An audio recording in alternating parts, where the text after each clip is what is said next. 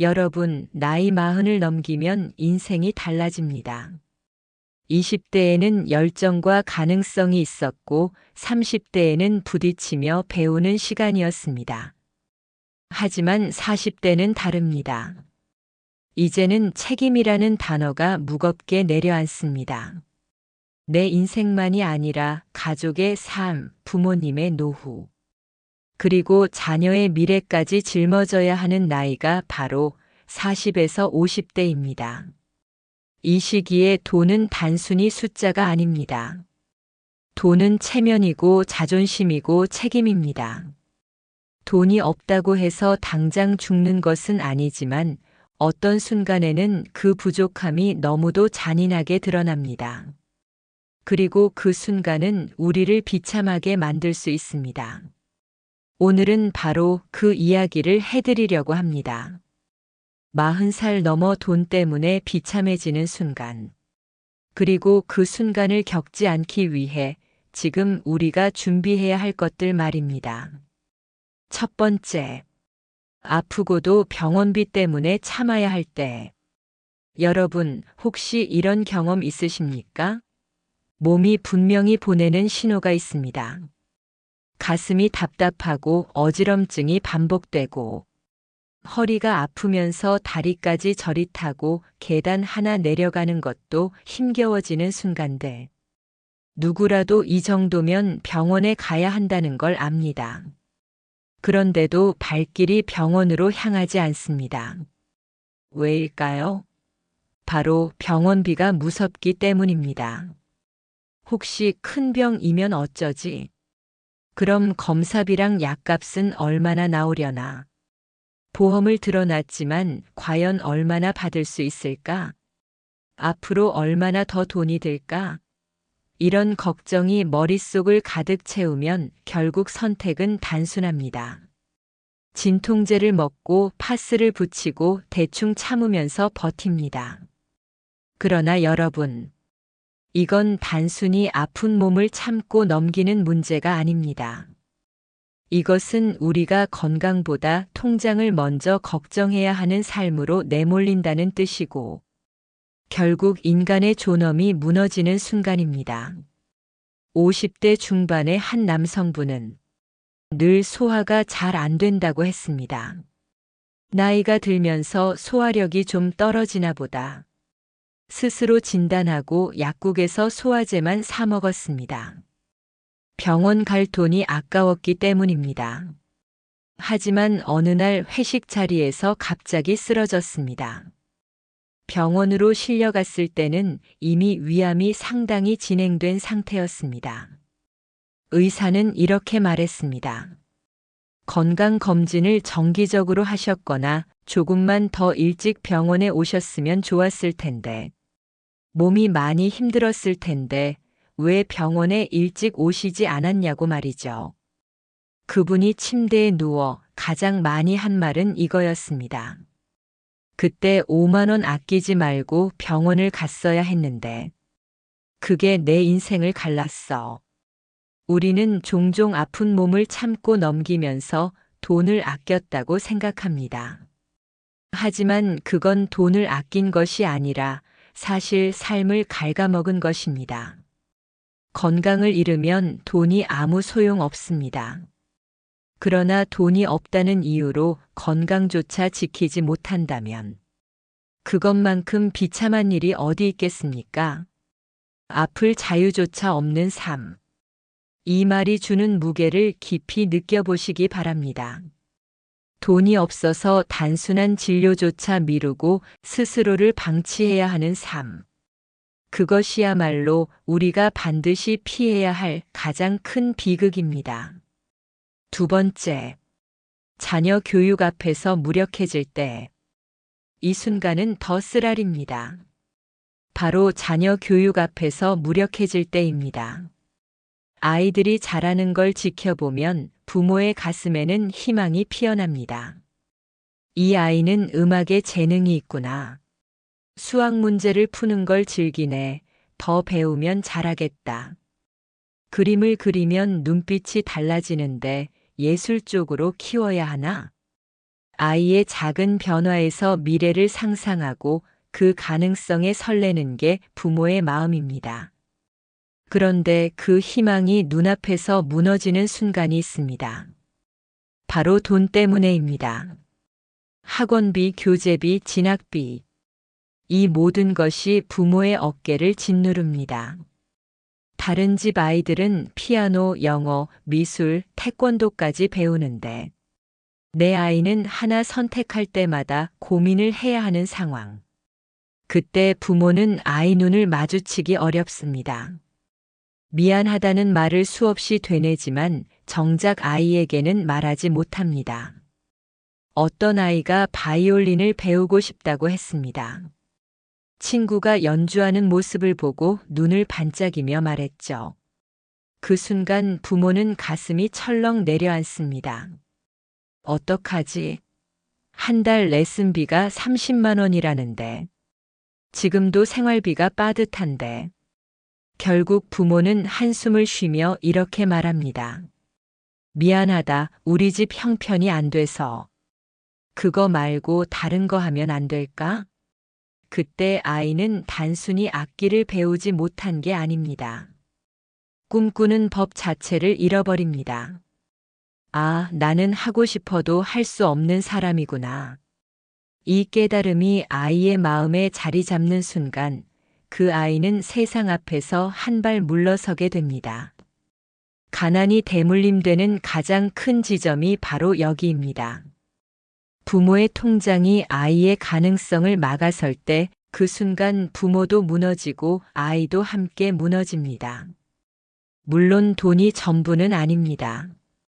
사랑을 주고 바른 인성을 길러주고 삶의 태도를 가르치는 것도 중요합니다. 하지만 인정해야 합니다.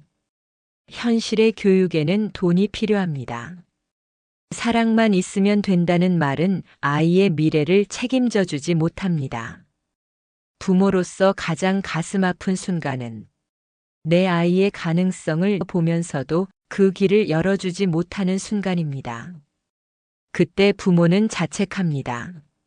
내가 좀 더 준비했더라면, 내가 조금만 더 절약했더라면. 하지만 후회는 아이의 성장 속도를 따라잡지 못합니다. 여러분, 우리는 이 현실을 외면해서는 안 됩니다. 아이의 꿈을 지켜주고 싶다면 오늘 우리가 준비해야 합니다. 부모의 준비가 곧 아이의 날개가 됩니다. 세 번째, 갑작스러운 실직에 한 푼도 없을 때. 세 번째 순간은 바로 갑작스러운 실직 앞에서 무너지는 순간입니다. 여러분, 정리해고나 구조조정, 코로나19라는 게 예고하고 오는 법이 있습니까? 없습니다. 회사에서 앞으로 반년 뒤에 당신 자리를 없앨 겁니다라고 미리 말해주지 않습니다. 어느 날 갑자기 불려가고 그날로 책상을 정리해야 하는 것이 현실입니다. 문제는 그 순간부터 우리의 삶이 송두리째 흔들린다는 겁니다. 수입은 단번에 끊기지만 생활비는 하루도 빠짐없이 빠져나갑니다. 전기세, 가스비, 아파트 관리비, 대출이자 카드값, 그리고 자녀의 학원비까지 멈추지 않고 나갑니다. 잠깐의 공백조차 허용하지 않는 게 바로 가정의 살림살이입니다. 비상금이 있는 사람은 그래도 버틸 수 있습니다. 조금만 힘내자 다시 일자리를 찾을 수 있을 거야 라며 마음을 다잡을 여유가 있습니다. 그러나 한 푼도 없는 사람은 그날부터 공포에 휩싸입니다. 단순히 돈이 없는 게 아니라 삶의 버팀목이 무너지는 경험을 하게 되는 겁니다.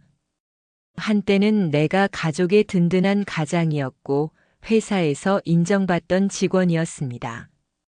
그런데 수입이 끊기자 그 모든 자존심이 산산이 무너집니다.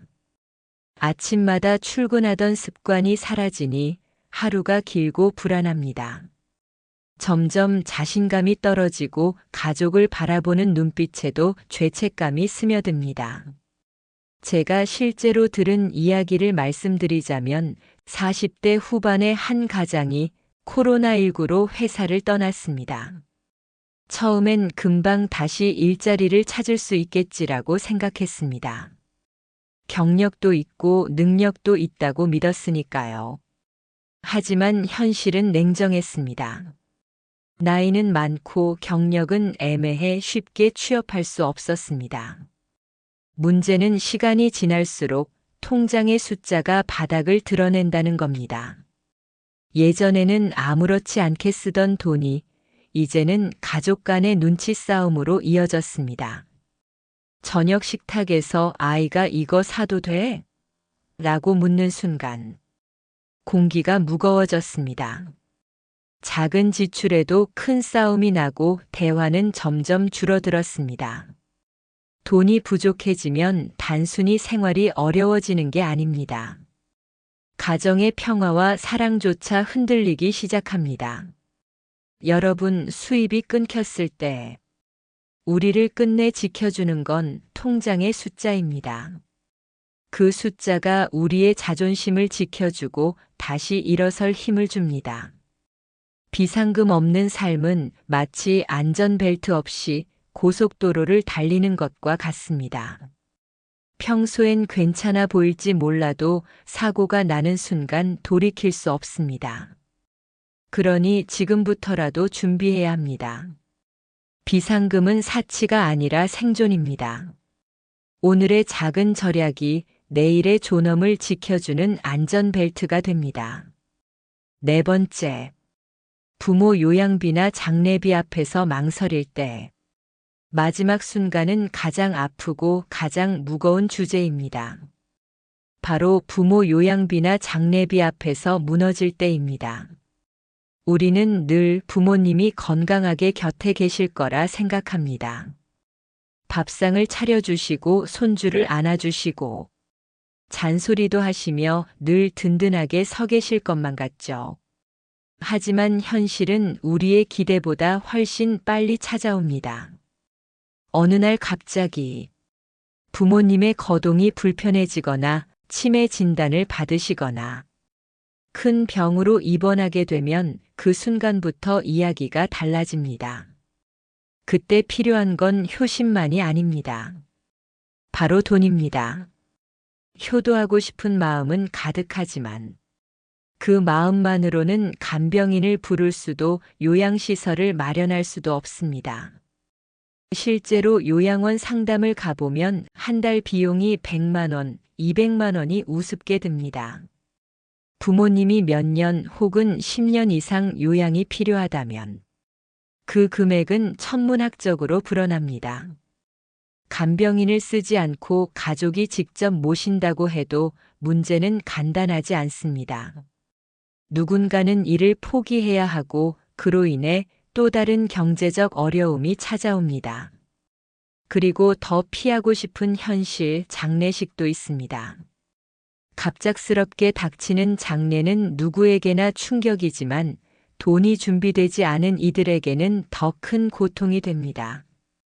장례 절차를 최소한으로 한다 해도 수백만 원이 필요합니다. 그 순간 통장을 들여다보며 어떻게 하지? 를 반복하는 자식의 모습은 부모님 앞에서 가장 비참한 순간이 아닐 수 없습니다. 효도할 마음이 있어도 현실이 발목을 잡습니다. 우리 사정이 어려워서라며 부모님께 죄송해하는 순간 자식으로서의 자존심이 무너집니다. 진짜 가난은 부모님께 효도할 기회조차 앗아가는 것입니다. 여러분, 돈 때문에 무너지는 순간은 생각보다 빠르고 훨씬 더 깊게 찾아옵니다. 오늘은 남의 이야기 같지만 내일은 나의 현실이 될 수 있습니다. 특히 40대 이후에는 인생의 무게가 곧 돈의 무게와 겹쳐집니다. 비참함은 단순히 돈이 없어서 오는 게 아닙니다. 준비되지 않은 삶에서 옵니다. 오늘 하루 벌어 오늘 하루만 쓰는 삶. 비상금 하나 없는 삶. 투자도 저축도 없이 흘려보낸 시간들. 그 모든 것들이 모여서 결국 우리가 가장 원치 않는 순간에 우리를 무너뜨립니다. 여러분, 진짜 효도는 미안하다라는 말이 아니라 그 순간을 준비하는 것입니다. 비참함의 본질은 돈이 없는 데서 오는 것이 아닙니다. 중요한 건 바로 준비되지 않은 삶입니다. 돈은 언제든 흘러나가고 예상치 못한 사고나 위기는 우리의 통장을 한순간에 비워버릴 수 있습니다. 그러나 준비된 사람은 다시 일어섭니다. 준비되지 않은 사람은 작은 충격에도 무너지고 삶 전체가 흔들립니다. 결국 차이는 태도와 습관에서 비롯됩니다. 꾸준히 저축하는가? 비상금을 마련해 두었는가? 건강을 챙기고 미래를 설계하는가? 지금의 작은 준비가 훗날의 큰 위기를 막습니다. 그래서 우리는 반드시 스스로에게 물어야 합니다. 나는 준비되어 있는가? 지금 내 생활은 내 미래를 지탱할 만큼 단단한가? 이 질문에 정직하게 답하고 하루라도 빨리 대비하는 사람만이 돈 때문에 비참해지지 않습니다. 여러분, 지금의 태도가 미래를 바꿉니다.